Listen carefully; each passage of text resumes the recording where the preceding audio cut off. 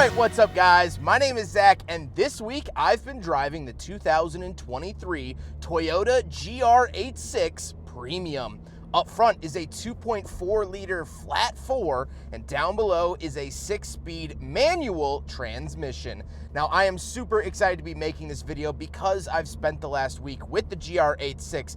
I have quite a few feelings about it, and funny enough, it just happened to be that I drove the GR Corolla earlier this week, and so I'll have some thoughts and comparisons between two of Toyota's GR products. But if you would like a video of your vehicle featured here on the channel, you can submit it to my website, zackpradel.com/submit. It's a quick and easy submission form and takes under a minute to fill out. But let's get back to that 2.4 liter under the hood. Well, that's new for this generation of the GR86. The previous generation only got a 2 liter. And the differences between the 2 liter and 2.4 are night and day.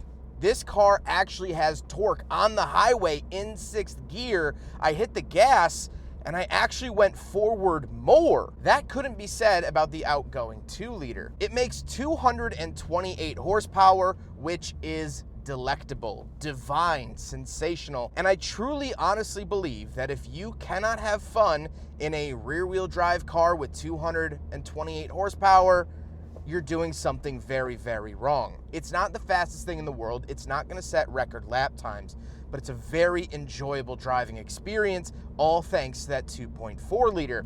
Like I said, paired to it is a 6-speed manual. It's a little stiff around the edges. It's not the best throw I've ever felt in the world, but it is pretty good. And I really, really enjoy rowing it through the gears.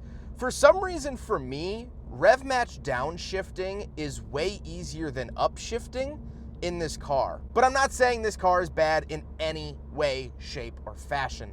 I really enjoy the transmission. Now, the transmission is geared in a very sporty way, but that doesn't mean that the highway cruising is terrible. Up in 6th gear, doing 70 miles an hour, I'm sitting at exactly 3,000 RPM. It's not super loud, it's not over the top. It's also not really a fantastic highway gear like you would find in like a Corvette where it sits at like 1,500 RPM. So just something to know if you're looking at buying one of these. Last but not least, this is rear wheel drive. So how does it feel to actually drive the GR86? Well, it handles fantastically. I've taken corners at a decent bit of speed and it's been so flat, so predictable. And I love that. The ride is a little stiff, but it's a sports car. It's supposed to be. Visibility isn't amazing as you're seeing on camera now, but again, it's a sports car. You have to keep that in mind when thinking about purchasing one of these vehicles, and I'll expand on that quite a bit with the final thoughts segment. Real world fuel economy. I have been averaging over my 213 miles with this vehicle, 24.7 miles to the gallon, which is honestly better than I would have thought. Now, for a naturally aspirated 4-cylinder, it's not amazing, but I have been treating this car as it's supposed to be treated, which is a sports car. So I'm honestly not mad with 24.7 miles to the gallon. However, at that rate, you only get about 250 to 300 miles out of a tank. So you might be filling up a fair amount, especially on road trips, but that's okay. You'll be having fun while doing so. So with that stuff out of the way, let's talk about the interior. Well, in front of me, I have digital gauges that do this fun animation when you start it up that looks like a flat engine. Off to the left, I can customize this screen, which is really, really nice. I can put like my radio and things like that, but I can also put some performance gauges like G, torque graph, lap time stopwatch, and that sort of thing. In the center, this is my tachometer and speedometer. And when I put it into track mode, this actually becomes a more linear gauge, which I really, really like. And off to the right, I do have my coolant temperature and fuel. On the steering wheel, on the left, I have my source, phone options, volume, and skip track.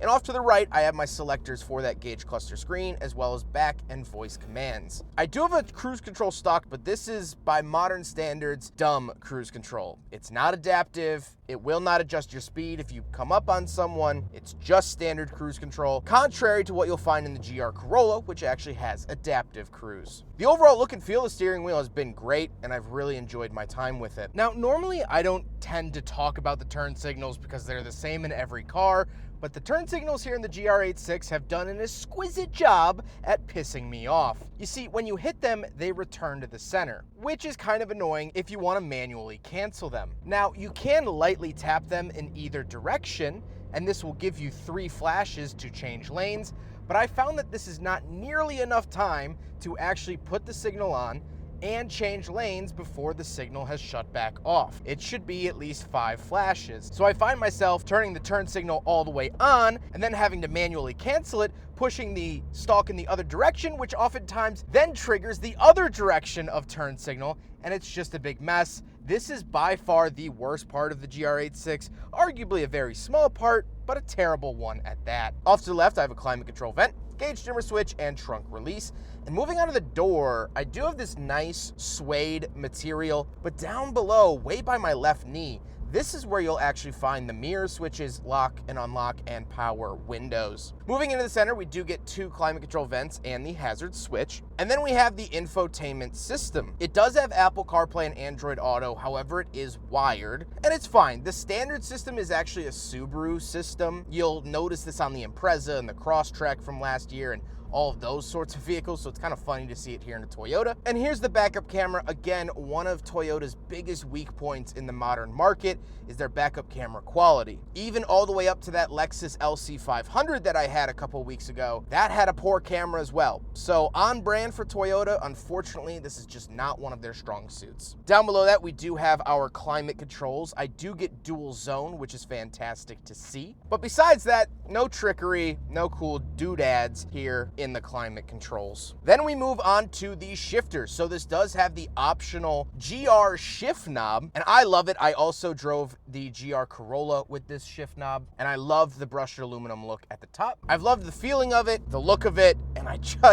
I have been really, really happy to be driving a manual car for the last week. I haven't daily driven a manual car in a couple of years, ever since I sold my RX-7 and I got my other RX-7, which I didn't really drive all the time. So it's nice to be rowing my gears through regular traffic yet again. Down below that, we have 2 buttons for the traction control and then track mode. Track mode will turn off the traction control by default, as well as give you that cool gauge cluster screen that we talked about earlier. Then we have our heated seat options. Not the most expensive switches I've ever seen in the world, but definitely nice to have. And then we do get a center console with cup holders, so we will do a big friggin' bottle test here in the GR86.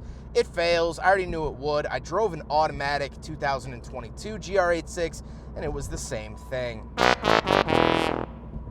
Now we gotta talk about the seats, and these are the upgraded seats, part of the premium package, and they are a little snug. If you're a big guy, it might be a little bit of an issue, and getting in and out does kind of have high sides. Getting in and out of the car is kind of tough as it is because it is so low, but you're buying a sports car again, so not the end of the world. However, before we talk about the back seats, I get asked a lot when I review these sports cars, will I fit? And so I've enlisted the help of some of my friends to answer that very question. So I'm here with Kira. Kira, how tall are you? 4'11". Kira, have you ever been in a car like this? When you drove me in it last week. Fair enough. We're gonna see if you fit. Alrighty. Do you want me to leave the door open while I move it? Yeah. Which one is it?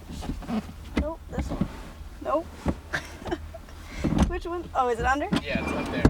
Okay. Well, I can reach the pedals. Can you push them all the way down? Yeah. Oh, then you're good. Let me try the clutch. Oh, the clutch is a little tough. Okay, can you scoot it up any further? Nope, but I can get it all the way down. But my leg is fully extended. 4'11" can drive. All right, so I'm here with Matt, Matt. How tall are you? 6'5". Have you ever been in a car like this? Yeah, the first generation one. How did you fit? Pretty well, actually. We're gonna test that theory today. Is the seat all the way back already? No. All right, well, we're gonna start there. And then seat all the way down. That's all she's got, Captain. Okay.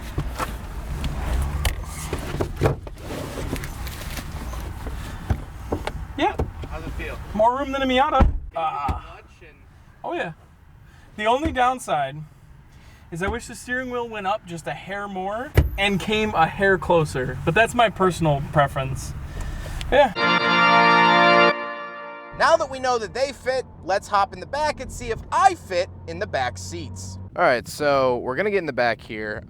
These seats are not made for human beings, really, but I am a man of the people, and I know what the people want. They want to see the big kid on YouTube try to squeeze in and get stuck in the door. Ow! Oh, my knee popped. My knee popped. Ugh. These seats are terrible, which isn't a news flash. Gonna be a huge advantage of the GR Corolla because I could actually fit back there and not either be concussed or an amputee afterwards. These are pretty bad. The seats themselves are fine, but my head is hitting the glass if I try to sit up. There's no legroom at all. This passenger seat is actually touching this seat. There's no legroom at all. This is not a 4-seater. This is a 2-seater with 2 cushy storage areas behind you. That's about it. Don't expect anything more than that. I later on also had my friend Kira ride around in the back seat of the GR86, and here's how she had to sit in order to be comfortable. Not very good. Let's hop out, we'll take a quick look at the trunk and cargo space, and then we'll talk about the looks. All right, so we're on the back of the GR86. There's a little button here. I don't know if you can see that on camera, but you hit that, it'll pop up, and then you pull it up the rest of the way. Not a whole lot of cargo space. Now, on par with, you know, sports cars, it's not supposed to have a bunch of trunk space, but still not a lot. You can pull this up. We don't get a spare tire. We just get a can of Fix-A-Flat and an inflator. Unfortunately, I would have liked to have seen that, especially being a driver's car.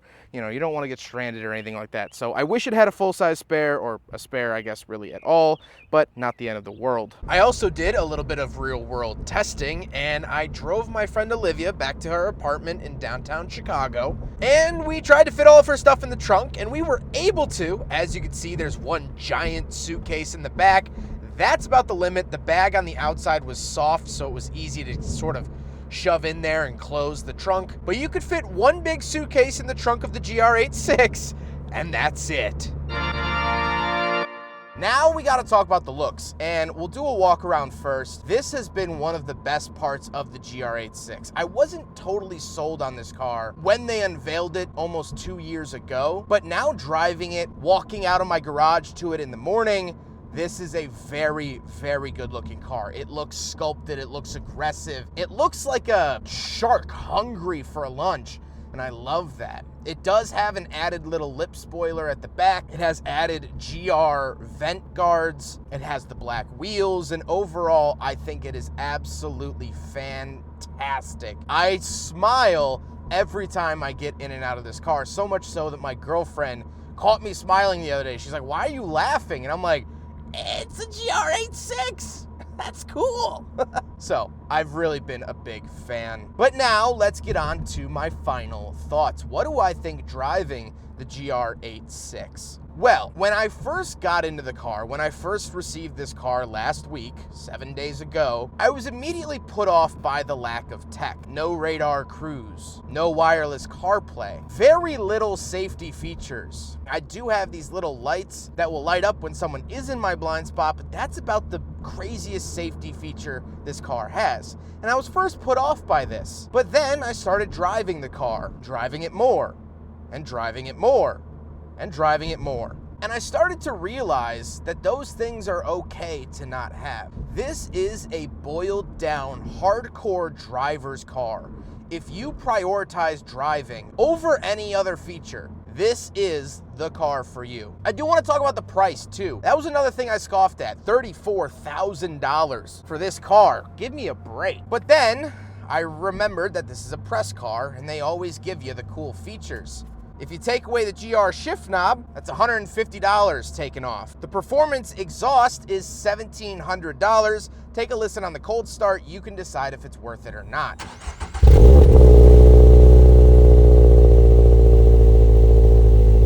The GR air filter, $75. The GR fender vent inserts, $160. The black rear bumper applique, $70. Carpeted floor mats, $180. The door edge guards, $90. So there are places you can save money on this vehicle. Before the packages, this is $30,000. So it's affordable. For a modern car, it's affordable.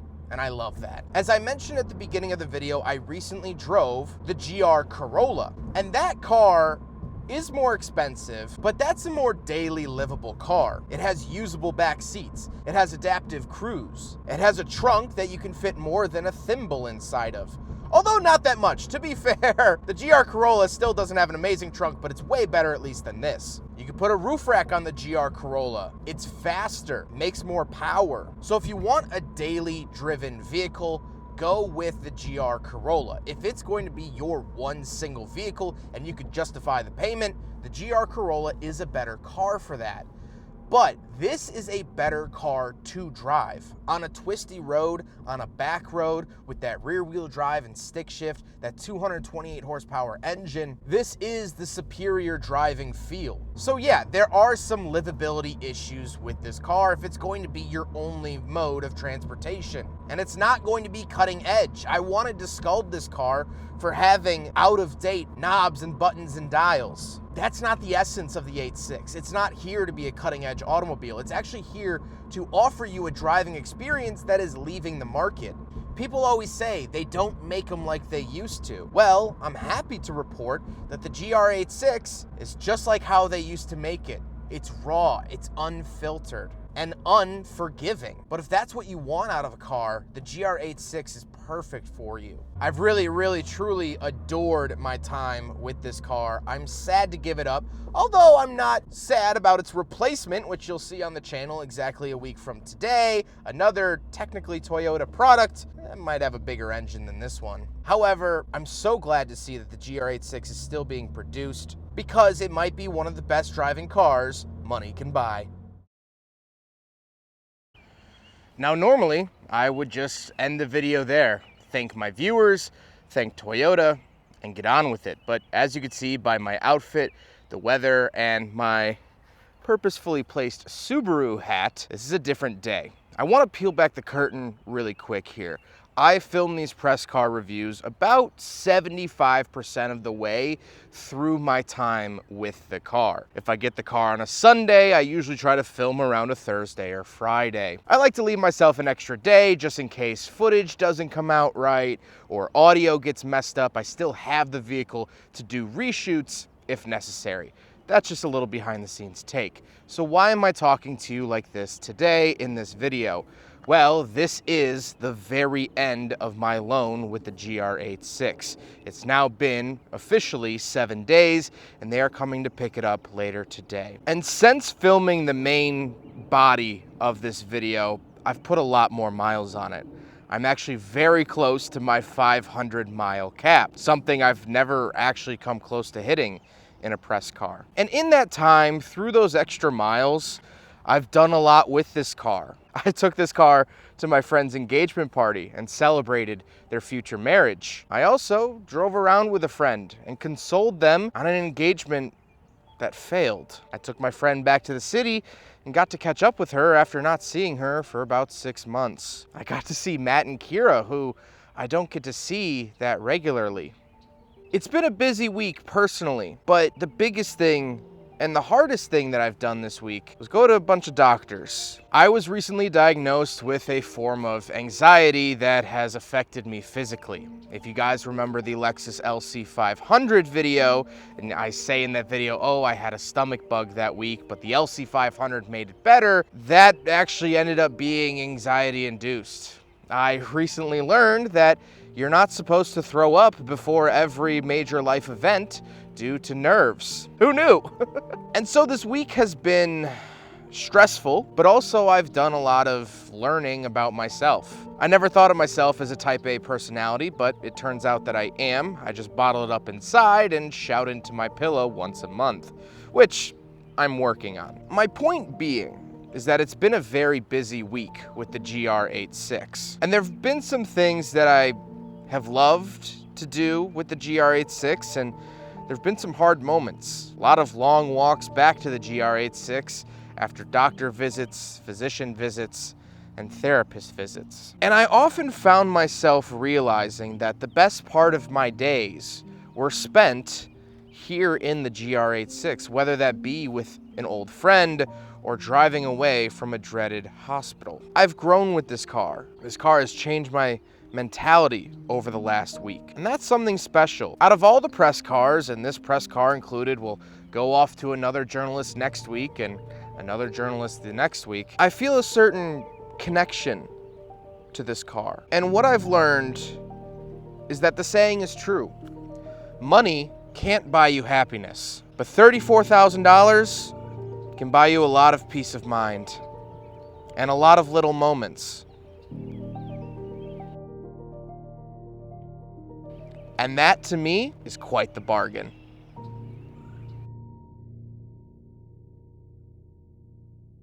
I hope you guys enjoyed the video. Huge thank you to Toyota for sending me this vehicle, as well as the Midwestern Automotive Media Association, of course, Drive Shop, the whole team over there that made this video possible. I cannot thank them enough, but I hope you guys enjoyed the video. Don't forget to rate the video, comment on the video, and subscribe if you really liked it. Take care, guys.